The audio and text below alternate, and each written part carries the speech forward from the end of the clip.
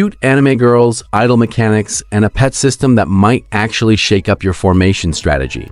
Goddess Connect is pitching itself as a fresh take on the idle RPG genre. But does it actually deliver? Or is it just another pretty face hiding the same old grind?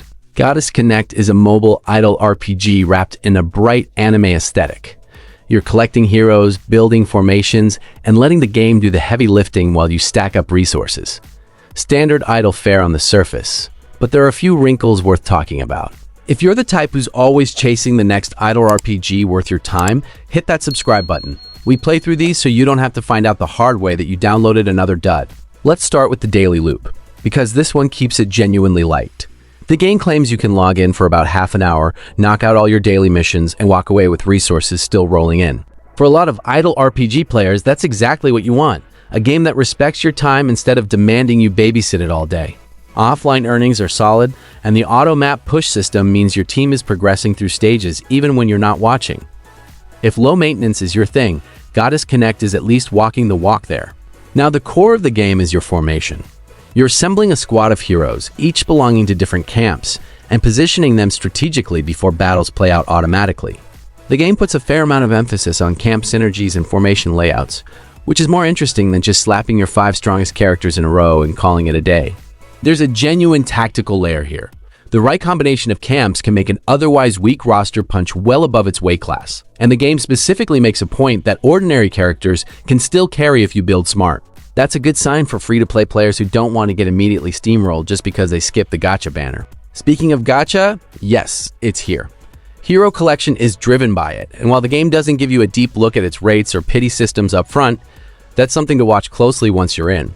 The marketing leans into the diverse hero roster angle, but how accessible those heroes actually are is the real question that only the gacha rates will answer.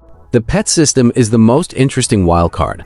Instead of pets being cosmetic or minor stat buffs like you see in half the games in this genre, Goddess Connect integrates them directly into your formation. Your pets slot into the lineup and can actually shift how your team functions in battle. It adds a second layer to the team-building puzzle. Now you're not just thinking about hero synergies, but also which pet complements your setup. It's a small twist, but it's exactly the kind of thing that can make the late game feel less stale. On the PvE side, you've got your standard map progression with auto-push battles doing the heavy lifting. There are various challenge modes that gate better rewards behind harder content. Nothing revolutionary, but it gives you something to work toward. The PvP arena is also in the mix, which is always a double-edged sword in idle games. If the matchmaking is fair and the pay-to-win ceiling isn't sky-high, arenas can be satisfying. If whales dominate the top brackets and free players are just feeding them wins, well, that's a familiar story. Keep an eye on that. Here's the honest part.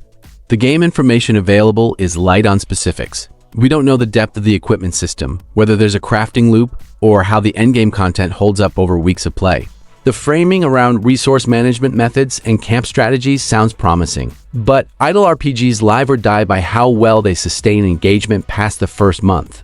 The bones look decent. Whether there's meat on them is something you'll find out in the mid-game. What would you like to see in an idle RPG pet system? Drop it in the comments, because if this game's doing something you've been asking for, we want to know. So who's Goddess Connect actually for? If you're into cute anime aesthetics, prefer a low time commitment idle game, and enjoy tinkering with formation strategy, this one is worth a look.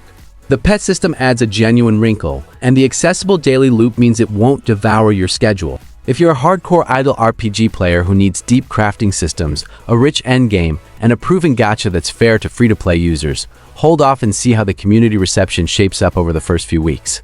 It's a decent entry in a crowded genre. Not a revolution, but not a waste of time either. If you've tried Goddess Connect, tell us how the gacha treated you down in the comments. We genuinely want to know.